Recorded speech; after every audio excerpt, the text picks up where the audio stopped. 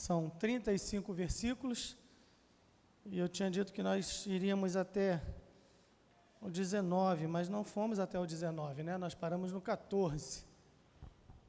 Eu disse aos irmãos naquela ocasião que achei um salmo difícil, né? E disse também que não me constrange nem um pouco dizer que o salmo é difícil, realmente é um salmo difícil, que ele faz muitas alusões, tem muitas idas e vindas no Velho Testamento, ele volta a relatos do passado, e eu não fico constrangido em dizer que o salmo é difícil, porque Charles Spurgeon dizia que o salmo era difícil. Então, se Spurgeon achava difícil, quem sou eu, né? Seria pretensão da minha parte dizer, não, fácil. Não é, o salmo é difícil, a gente fez muitas idas e vindas, né? Apenas recapitulando, ele é um salmo e cântico de Davi, é isso para o músico mor. Salmo e cântico é um shuri mismor, não é isso? É um salmo, é um poema lírico que ele poderia ser tanto cantado quanto falado. A maioria dos salmos eles foram feitos para serem cantados, mas o salmo, quando é um poema lírico, ele podia ser usado no culto do povo de Israel, tanto sendo falado quanto cantado. Muito bem, o músico mor a gente já sabe quem é, o dirigente do canto. A gente viu a divisão, não é isso?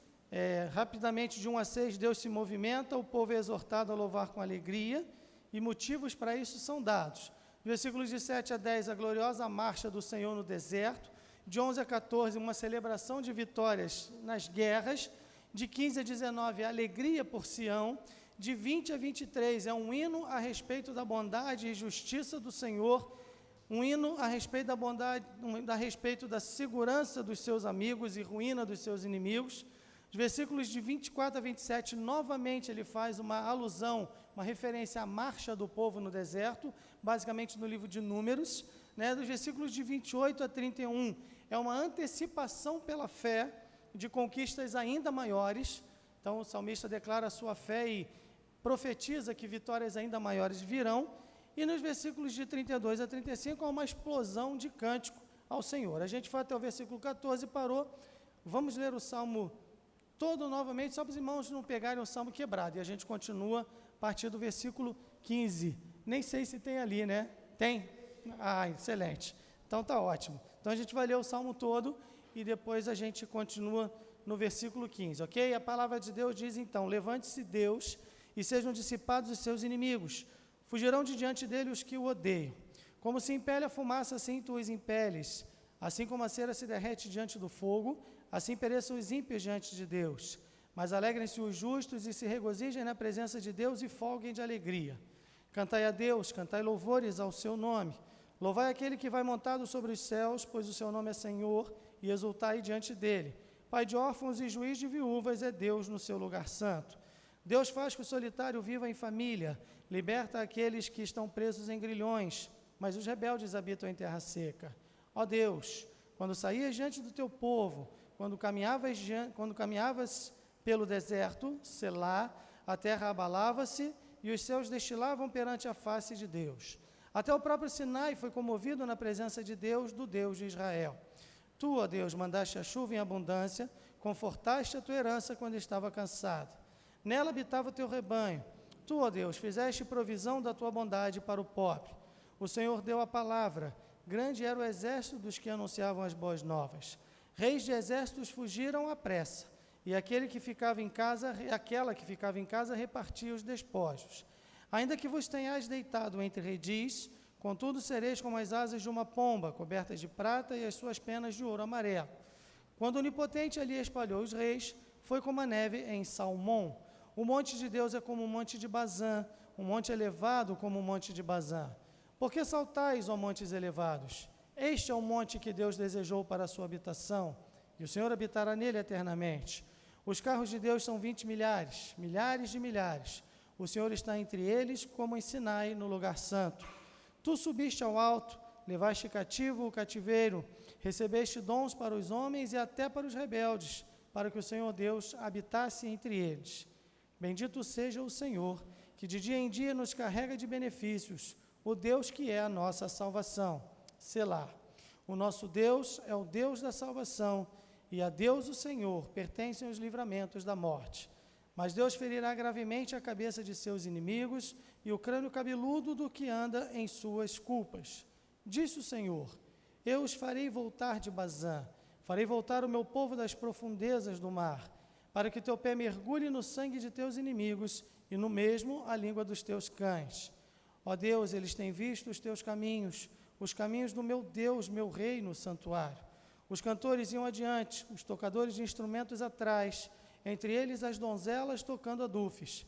Celebrai a Deus nas congregações, ao Senhor desde a fonte de Israel. Ali está o pequeno Benjamim que domina sobre eles, os príncipes de Judá com o seu ajuntamento, os príncipes de Zebulon e os príncipes de Naftali. O teu Deus ordenou a tua força, fortalece, ó Deus, o que já fizeste para nós. Por amor do teu templo em Jerusalém, os reis te trarão presentes. Repreende asperamente as feras dos canaviais, a multidão dos touros com os novilhos dos povos, até que cada um se submeta com peças de prata. Dissipa os povos que desejam a guerra. Príncipes virão do Egito, a Etiópia cedo estenderá para Deus as suas mãos. Reinos da terra, cantai a Deus, cantai louvores ao Senhor, Selá, àquele que vai montado sobre os céus dos céus, que existiam desde a antiguidade. Eis que envia a sua voz, dá um brado veemente. Atribuí a Deus fortaleza, a sua excelência está sobre Israel e a sua fortaleza nas mais altas nuvens. Ó Deus, tu és tremendo desde os teus santuários. O Deus de Israel é o que dá força e poder ao seu povo. Bendito seja Deus. Muito bem, a gente foi até o versículo 14, né, e a gente parou no versículo 14 quando a gente viu, na verdade, versículos de 11 a 14, a gente comparou lá com Jeremias 5:20. A gente chegou a ver isso na semana retrasada, Jeremias 5:20? Não, então a gente não parou no 11 a 14. Viu sim, não viu não? Viu não? Então eu estou ultrapassando aqui a faixa. A gente foi até, na verdade, o 10, que os pobres são mais afetados pelas necessidades e pobres de verdade são aqueles que reconhecem as suas necessidades. Então agora de 11 a 14, está vendo? Nem até o 14 eu fui. Foi até o 10 só. Vamos lá, o salmo precisa de calma. Então vamos lá, versículos de 11 a 14. O Senhor deu a palavra, grande era o exército dos que anunciavam as boas novas. Reis de exércitos fugiram à pressa, e aquela que ficava em casa repartiu os despojos. Aí a gente viu a comparação na guerra de Débora e Baraque contra Sísera. Lembra que ela fala que a própria mãe de Sísera ficava falando, ele está lá repartindo os despojos, não é isso? Peças coloridas, muito bem. Aí o versículo 13, ainda que vos tenhas deitado sobre os redis, contudo sereis como as asas de uma pomba cobertas de prata e as suas penas de ouro, amarelo. Aí a gente viu que, na verdade, Deus, ele vai restaurar, quando fala deitado entre os redis. O que é um redil? O que é um redil? Quem falou? Isso mesmo, um curral, né? Então, ainda que vos tenhais deitado entre os redis, ainda que vocês tivessem sido maltratados, sofrido, né? Lembrem que o povo de Israel é um povo essencialmente do campo, é um povo que está acostumado com gado, com plantação. Então a Bíblia usa muito esse tipo de linguagem. Então vocês estavam sendo tratados como gado, vocês estavam sendo cercados, vocês vão ser cobertos, né, como pomba, cobertas de prata e penas de ouro amarelo. Ou seja, Deus vai restaurar a sorte, Deus vai fazer com que a nossa situação final seja muito superior à situação inicial, ok? Muito bem, aí depois diz assim, quando o Onipotente ali espalhou os reis, foi como a neve em Salmão. Abra lá sua Bíblia em Jeremias, capítulo 5, versículo 20. Quem achar pode ler, por favor.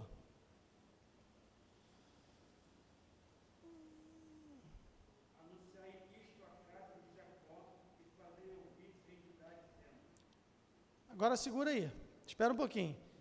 Agora no versículo 12 aqui, ele diz assim, reis de exércitos fugiram à pressa, e aquela que ficava em casa repartiu os despojos. Lê agora os versículos de 28 a 30.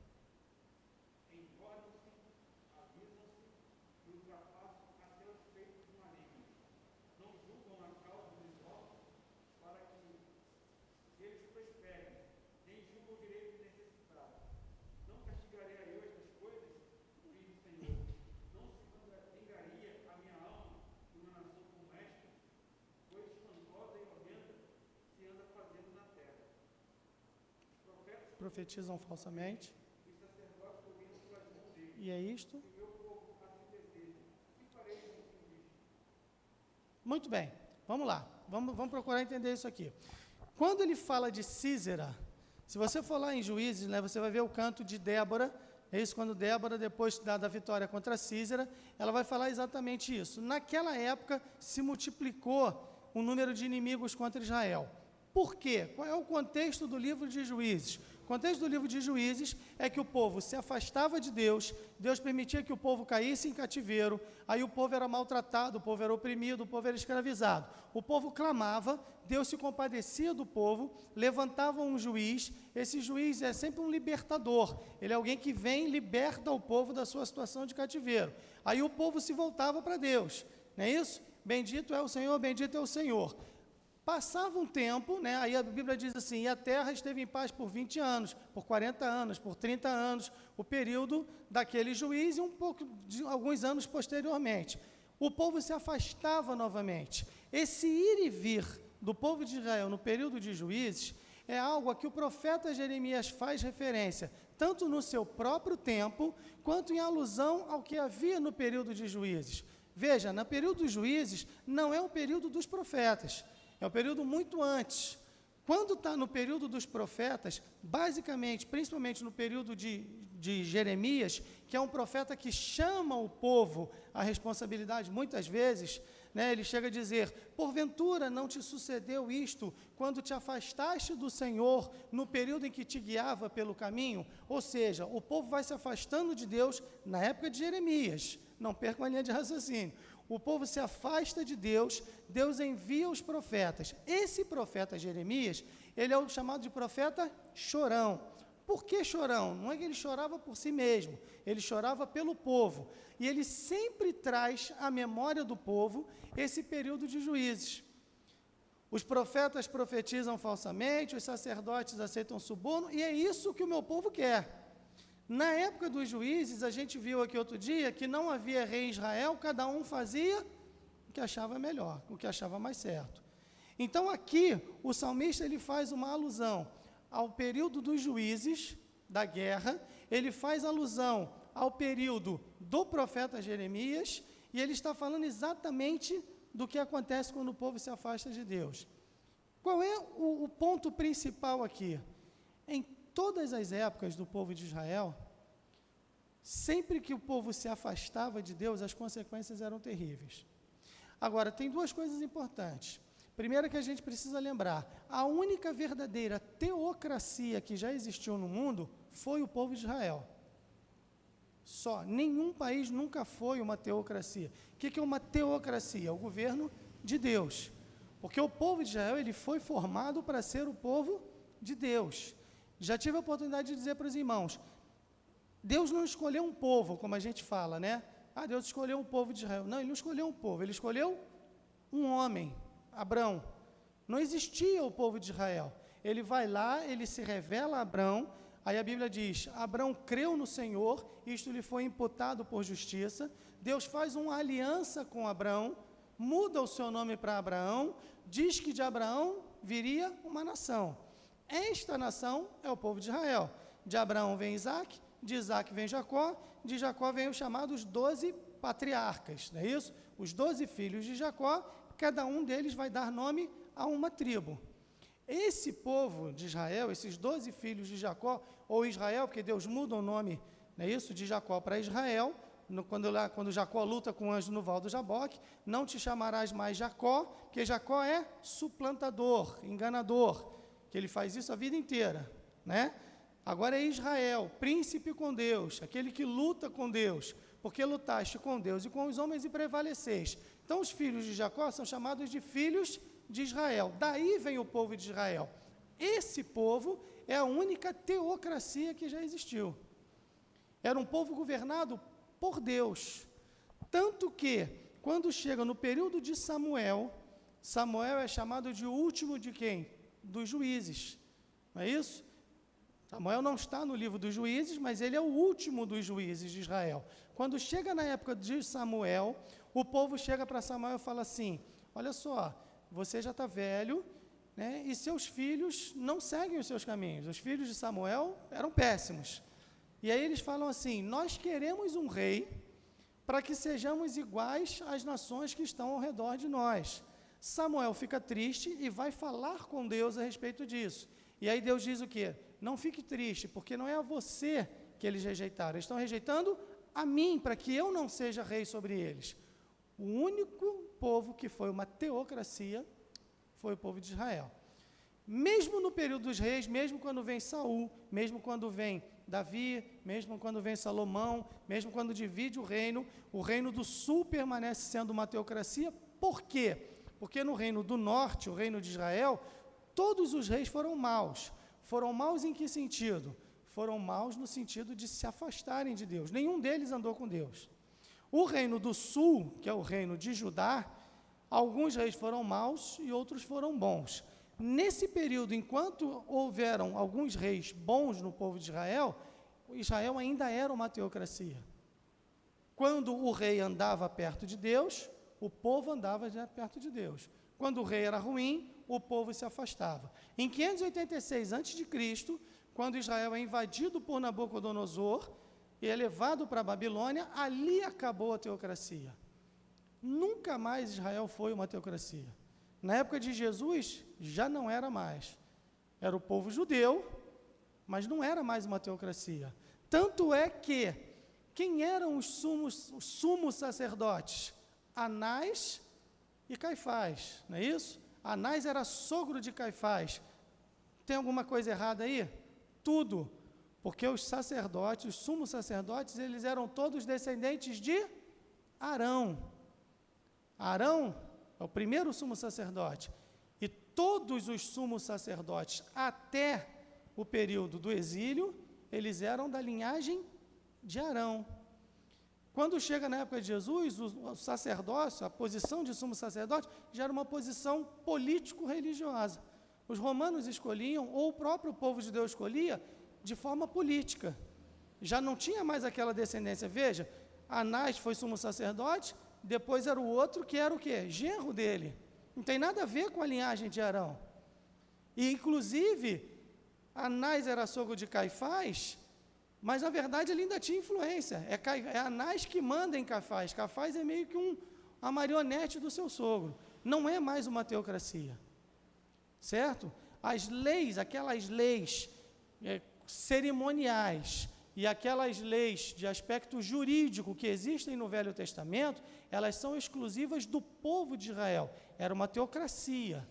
Por isso, alguém que era pego em adultério era apedrejado, quem fizesse algum daqueles casamentos proibidos lá em Levítico 18 era expulso do povo de Israel, porque era uma teocracia. Essas leis não se aplicam mais depois do período de exílio e não se aplicam a nós hoje. Quais são as leis que se aplicam? As leis de aspecto espiritual. Os valores espirituais do povo de Israel continuam valendo hoje.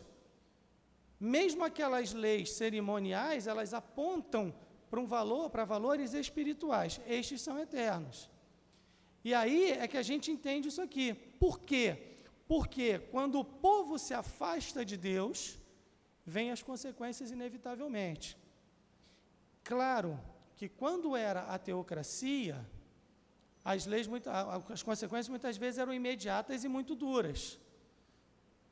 Quando vem Jesus, nós estamos na chamada dispensação da graça. Eu nem gosto muito dessa palavra dispensação, porque remete a uma linha de pensamento teológico da qual eu não gosto muito, que é o dispensacionalismo, que a gente não vai falar disso, que não tem nada a ver com o que a gente está pensando aqui. Tá? É coisa de Scofield. Já ouviu falar na Bíblia de Scofield?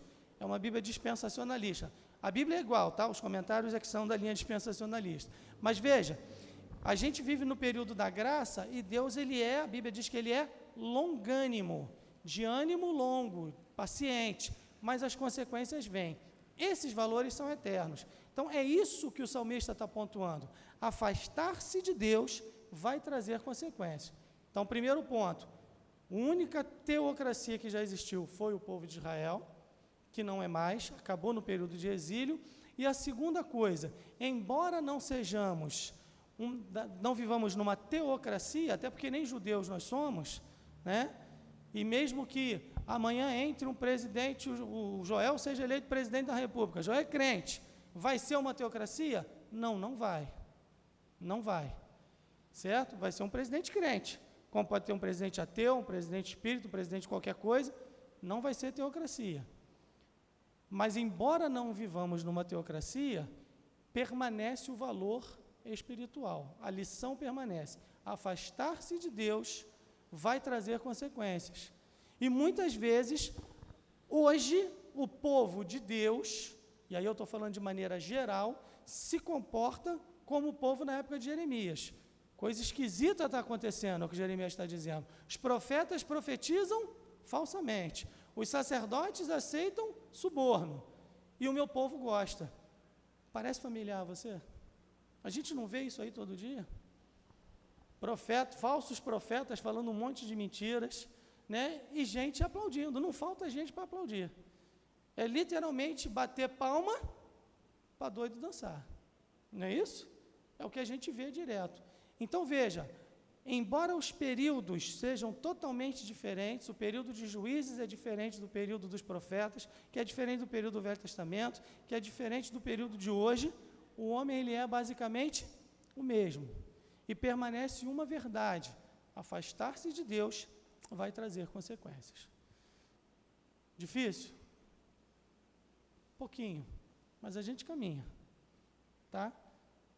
Spurgeon me bota em cada uma, né? É vocês que me botam, porque esse salmo aqui eu podia pular, né? Podia ir para o 69, mas vamos caminhar. A gente não pode fugir, a gente não joga o peixe fora por causa da espinha, joga. Então a gente vai devagar aqui. Vamos lá. Versículos 15 e 16, eles dizem assim: o monte de Deus é como um monte de Bazã, um monte elevado como um monte de Bazã. Por que saltais, ó montes elevados? Este é o monte que Deus desejou para a sua habitação, e o Senhor habitará nele eternamente. O que quer dizer isso aqui? Quer dizer exatamente que Sião é superior a Bazã. Fácil? Fácil. O que é Sião? Sião é... Perdão. Jerusalém. Jerusalém é a cidade santa, a habitação de Deus. A gente está aqui no Salmo de Davi. Davi, ele não constrói o templo, mas ele recebe a planta do templo, né, diretamente de Deus. Ele passa isso para Salomão e ele junta os recursos para construir esse templo. Mas, embora não tenha o templo, tem o que na época de Davi? O tabernáculo. Tabernáculo representa a morada de Deus. A morada de Deus, o tabernáculo, fica em Sião, Jerusalém. O que é Bazã? A gente viu alguns versículos lá atrás, quando ele fala de Bazã. O profeta Amós, ele chama as mulheres ricas da sua época, as mulheres que se preocupavam só com vaidades e com aparência, e que não queriam saber de Deus, de vacas de Bazã. Hoje ele seria processado, né? Hoje ele ia ser preso, porque aí ele está enrolado. O que são as vacas de Bazã? Bazã tinha duas características importantes. Tinha montes elevados e tinha planícies férteis. Essas planícies eram lugares onde o gado de Bazã era um gado muito famoso. Então as vacas eram realmente gordas, vacas de corte. Também o gado de leite era muito pujante, muito produtivo. Então, vacas de Bazã eram as vacas que atraíam os olhares e a cobiça dos comerciantes de gado, dos compradores e vendedores. O homem tem vacas de Bazã. Ok, só que Bazã é uma região de povos pagãos, uma região de povos que não conhecem a Deus. E aí o profeta fala: vós, vacas de Bazã. Ele está chamando as mulheres de vacas. Ele está dizendo o seguinte: vocês têm bela aparência, mas vocês não têm conteúdo espiritual. Era um lugar de riqueza, Bazã é um lugar de riqueza, mas é um lugar de pobreza espiritual. Então, o profeta faz essa comparação. Ele não está ofendendo as mulheres no sentido de hoje, que hoje teria usar esse tipo de expressão. E aí ele diz assim, olha lá versículos 15 e 16: Monte de Deus é como o Monte Bazã. Por quê? Porque lá também tem montes elevados. Mas qual é o monte que Deus escolheu para a sua habitação? Sião, não é? E o que é melhor? O lugar onde Deus está ou o lugar onde Deus não está? O lugar onde Deus está. Então ele vai dizer assim, ó, o monte de Deus é como o Monte Bazã, um monte elevado como o Monte Bazã. Por que saltais, ó montes elevados? Por que arrogância? Por que vocês se jactam, se envaidecem tanto com a riqueza de vocês?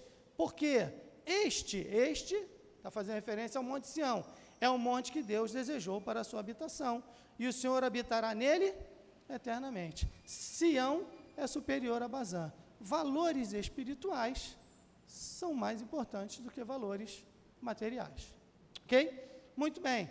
Aí depois, os versículos 17 e 18. Os carros de Deus são 20 milhares, milhares de milhares. O Senhor está entre eles como em Sinai, no lugar santo.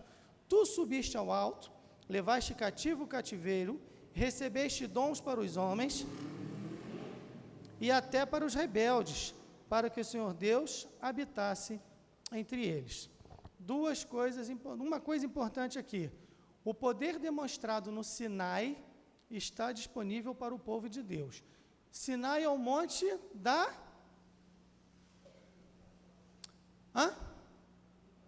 Não entendi. Habitação? Não. Da lei. É onde Moisés recebe a lei. E quando Moisés vai ao monte Sinai, Deus desce no monte, o monte treme, solta fumaça, Deus estabelece limite, né? Isso ninguém pode chegar, até um animal se cruzar ali vai morrer. Lá em Hebreus, o autor diz que Moisés declara, né, estou trêmulo, assustado, né? O próprio Moisés ficou apavorado com a presença da glória de Deus. Este poder está disponível, quer ver? Abre lá a sua Bíblia, quem achar, pode ler lá em Efésios, capítulo 4, versículo 8. O apóstolo Paulo usa essa expressão aqui para fazer uma profecia interessante. Efésios, capítulo 4, versículo 8. Por isso diz, quando ele subiu às alturas, levou o cativo o cativeiro e concedeu dons aos homens. Continua, por favor. Ora, que quer dizer subiu, senão que também havia descido até as regiões inferiores da terra? Que quer dizer subiu, senão que também havia descido até as regiões inferiores da terra? Continua. Aquele que desceu é também o mesmo que subiu acima de todos os céus, para encher todas as coisas. E ele mesmo concedeu... Tá bom, até aí, por favor. Para encher tudo, obrigado. Vamos lá. O que quer dizer que subiu, senão que antes tinha descido? Aquele que desceu é o mesmo que subiu. Ele está falando de Jesus. Veja, há aqui uma profecia a respeito de Jesus Cristo. Vamos lá, versículo que a gente leu aqui no 17. Cadê aqui? 18. Tu subiste ao alto, levaste cativo o cativeiro, recebeste dons para os homens e até para os rebeldes, para que o Senhor Deus habitasse entre eles. Há duas profecias importantes aqui. Primeira, a vinda do Messias. Lembra que Davi é profeta. Lá em Atos vai dizer isso. Davi é profeta. Davi ele exerce em alguns momentos o tríplice ofício. De todas as tipificações, prefigurações de Cristo no Velho Testamento, a mais perfeita é Davi.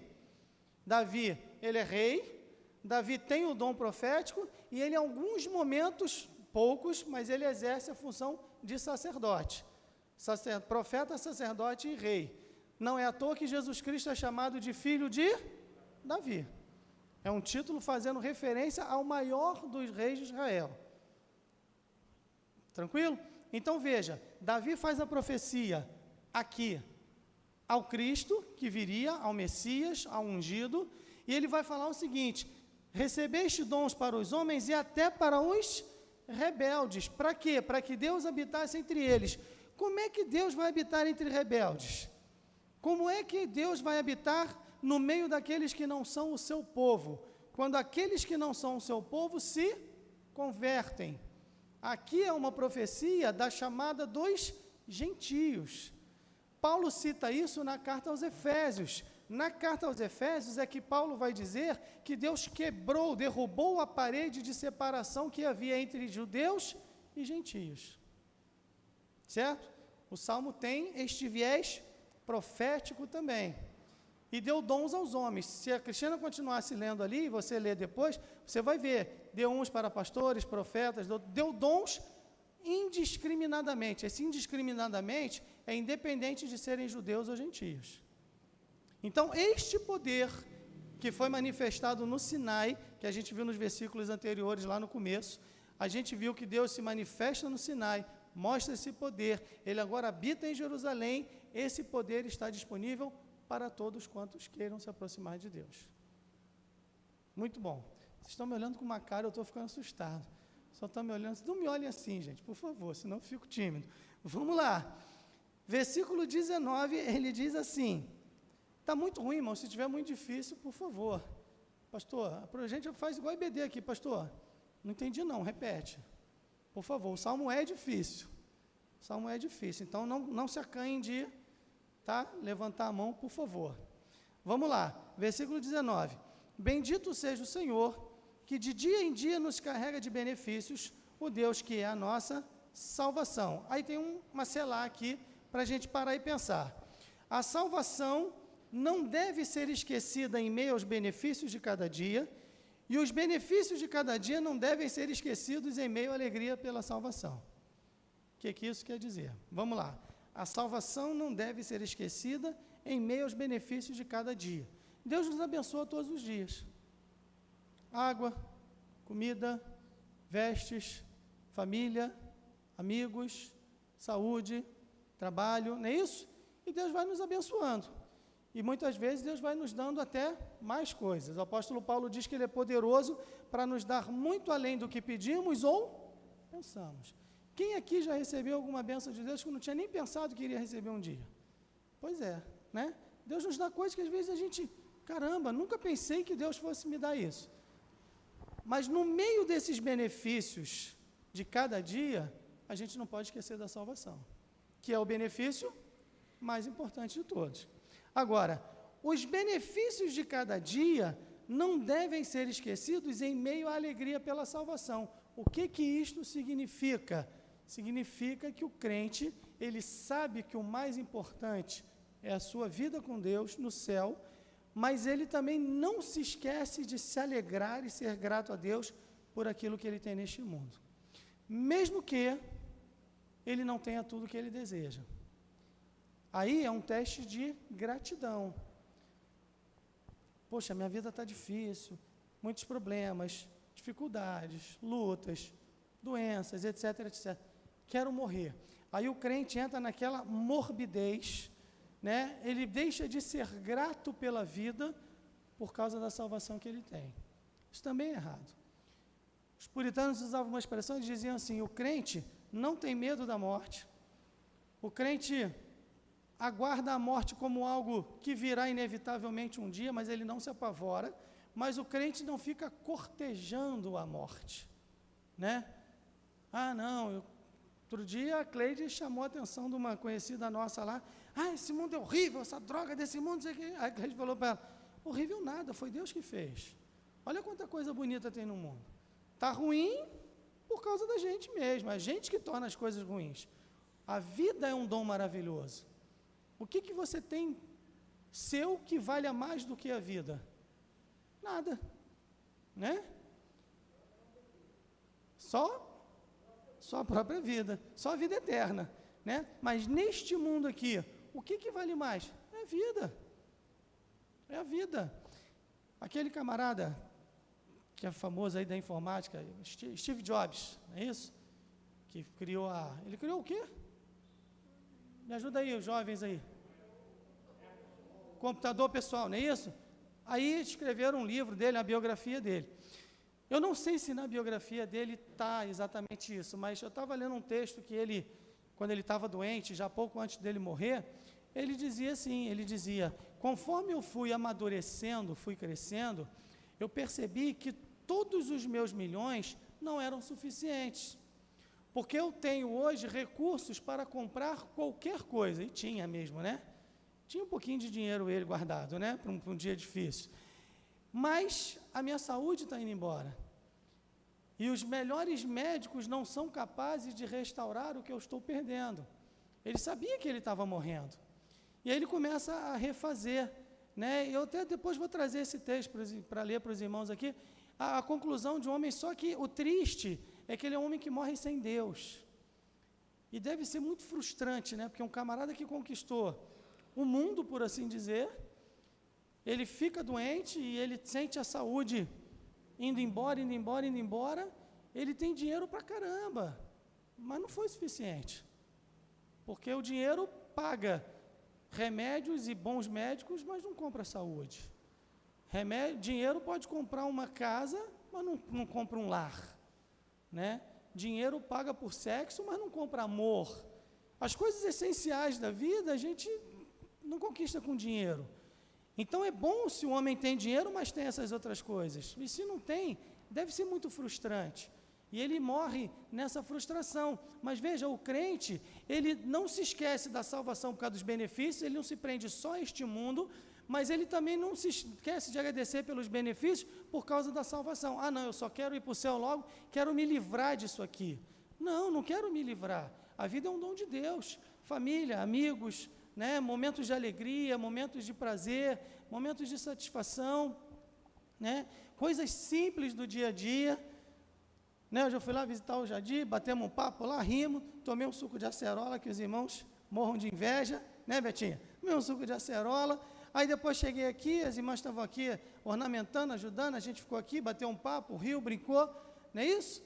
Até uma hora eu fui ali fora, quando voltei, a Gilza estava aqui vibrando, que assim, estava, yes, eu estava ouvindo lá do portão, eu falei, deve ser um bezerro de ouro lá, essa gritaria, estão adorando, cheguei, não, era a Gilza, as irmãs aí, sabe, então essas coisas simples, isso tem valor, né, a gente estar junto, a gente compartilhar com os irmãos, a gente não pode esquecer dessas coisas também.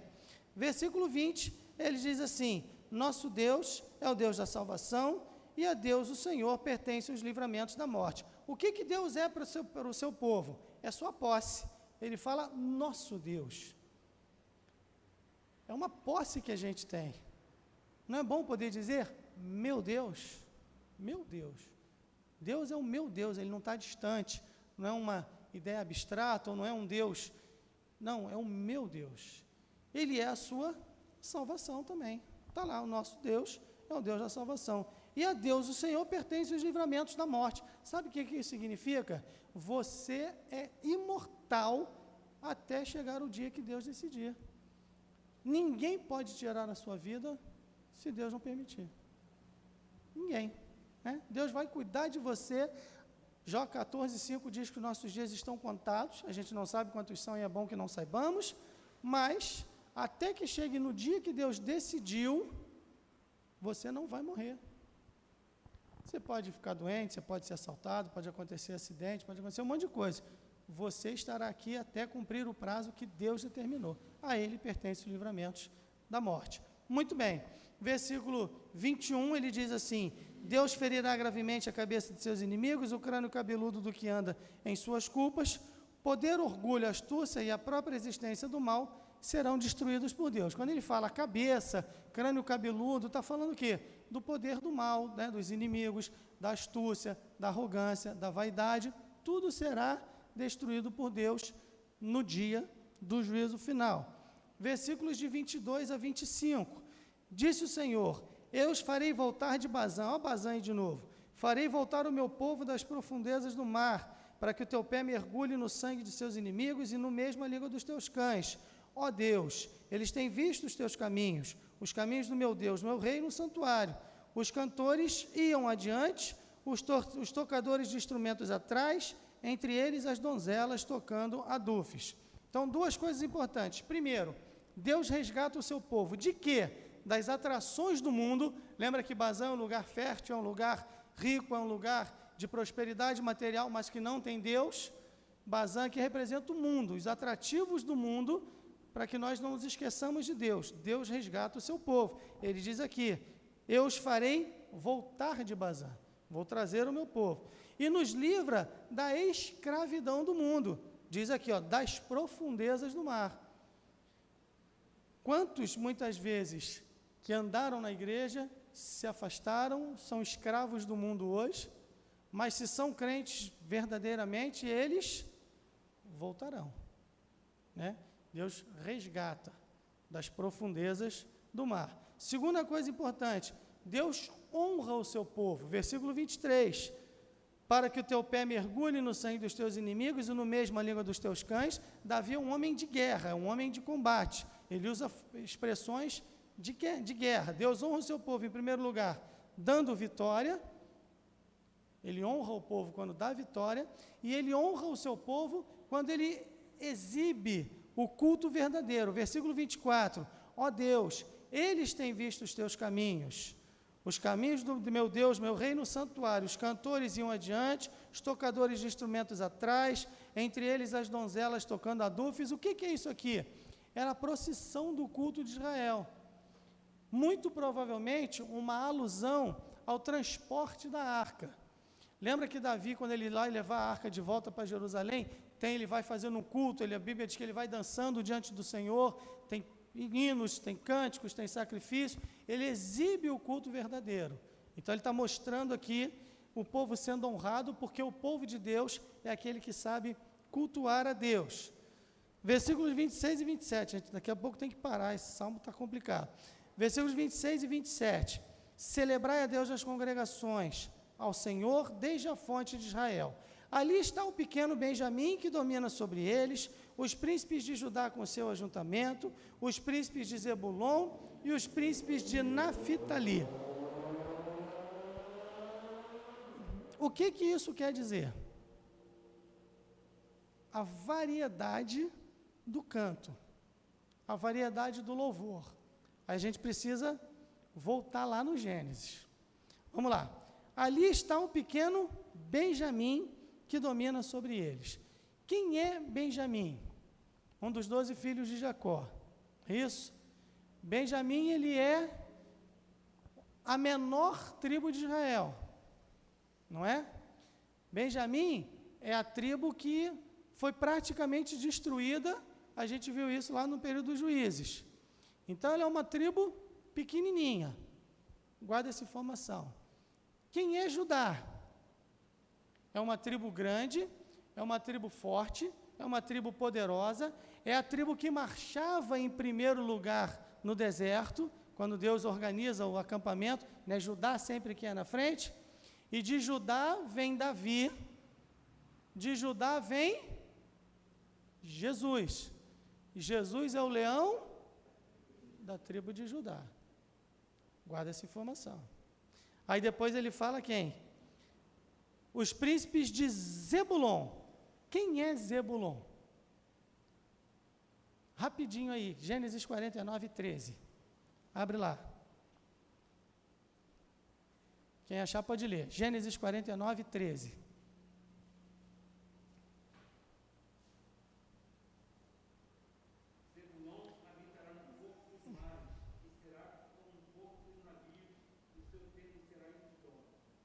Zebulon habitará?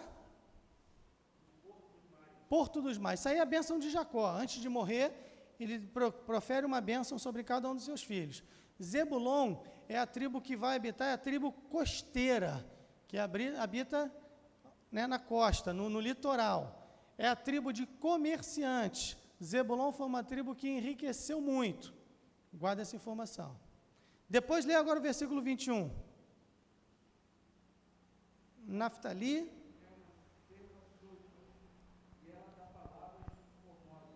Naftali é uma cerva, uma gazela solta, e dá palavras formosas. Não sei se é na linguagem de hoje ou se é na Bíblia Viva, diz assim, e como fala bonito. Como fala bonito? Naftali é a tribo dos grandes oradores, é a tribo a tribo literária, é a tribo dos poetas. Então vamos lá, Benjamim é pequeno, Judá é poderoso, Naftali enriquece, e Zebulon enriquece, e Naftali tem pessoas que falam bem. Todos os talentos, todas as qualificações, todos os tipos de pessoas louvam ao Senhor, cada um com a sua característica. Todos. Ele podia aqui falar dos 12, mas aí o salmo ia ficar bem maior. Ele faz por amostragem, não é isso? Ali estão todos, olha lá. Celebrai a Deus nas congregações, né? Todas as congregações, as tribos de Israel. Ali está pequeno Benjamim, que embora pequeno, foi de Benjamim que veio quem?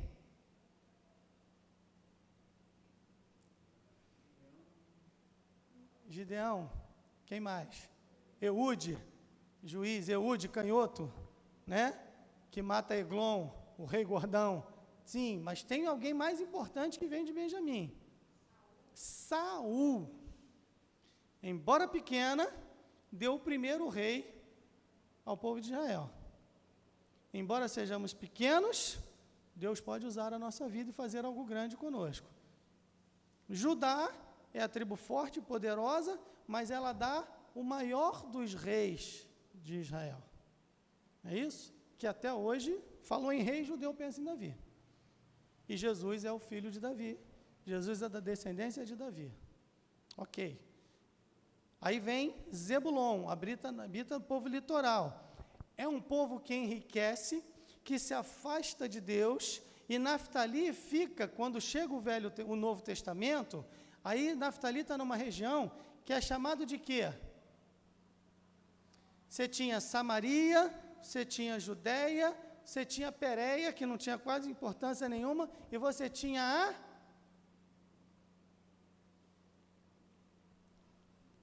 Fala Galileia.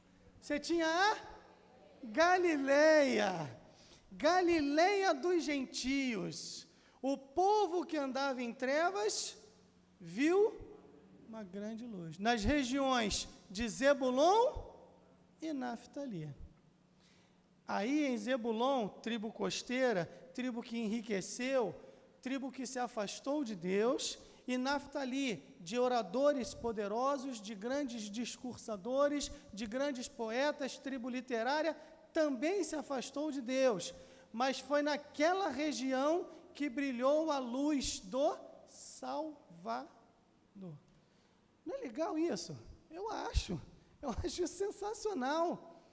Eu posso ser pequeno, eu posso ser grande, eu posso ser rico, eu posso ser eloquente, mas todos somos carentes da graça de Deus. Gente, eu acho isso lindo demais, eu não sei se você acha, mas quando a gente vai percebendo essas ligações que há no texto, a gente vai vendo como Deus é tremendo e como a palavra é rica e inesgotável.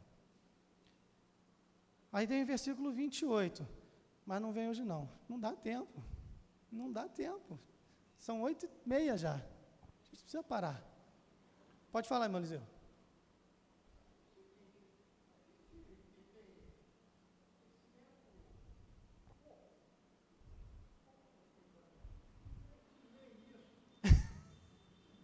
Não entende isso.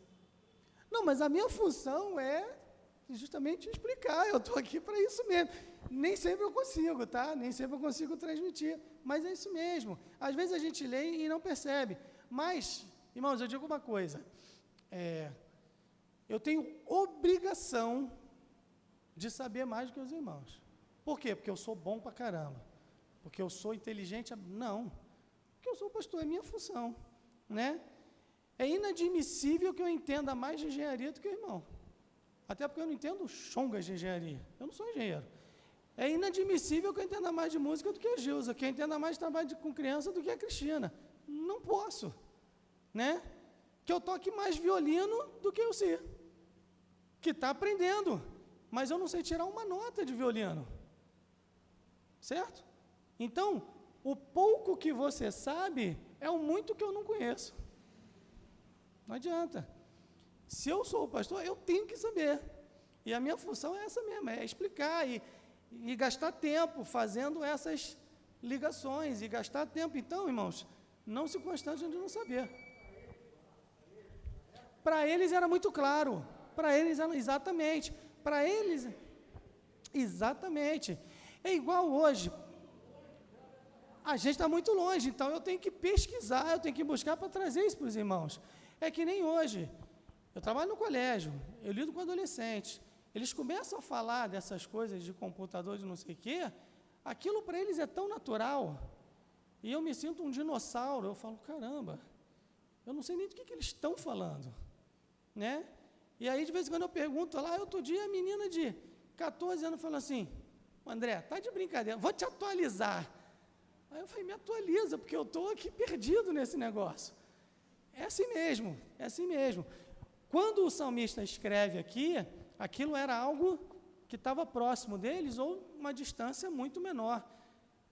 Davi viveu 1000 anos antes de Cristo. Então, a gente está aí com uma defasagem de 3.000 e poucos anos. É muito tempo, né? Então, a gente vai pesquisando mesmo. Mas eu acho, para mim, aqui é um trabalho de garimpagem. A gente vai garimpando e vai achando as pedras preciosas e quero compartilhar isso com os irmãos, porque eu entendo que isso edifica, né? Mas, realmente, e tem coisas que eu leio e eu não sei. Mas eu digo para os irmãos sempre, eu gosto que a Bíblia tenha coisas que eu não entenda, porque se eu entendesse tudo, eu seria maior do que ela. E não posso ser, porque ela é a palavra de Deus. E a Bíblia mesmo diz que tem coisas que são ocultas que pertencem a Deus, que a gente não vai entender nunca do lado de cá da eternidade, só do lado de lá. Como a gente está do lado de cá, então a gente tem que garimpar mesmo. Mas eu espero que eu tenha conseguido passar para os irmãos algumas coisas e despertar nos irmãos o interesse de buscar, ver os detalhes, né? Às vezes ler algum comentário. Se a sua Bíblia tem, a maioria hoje não tem, essa aqui, por exemplo, não tem aquelas notinhas de rodapé, né? Muitas não tem hoje, mas algumas ainda tem. Fazer essas ligações, façam, os irmãos vão ver que às vezes tem coisas que parecem assim muito complicadas e nem são tanto. Outras são realmente, mas algumas nem são e os irmãos vão caminhando aí. Ok? Por hoje chega.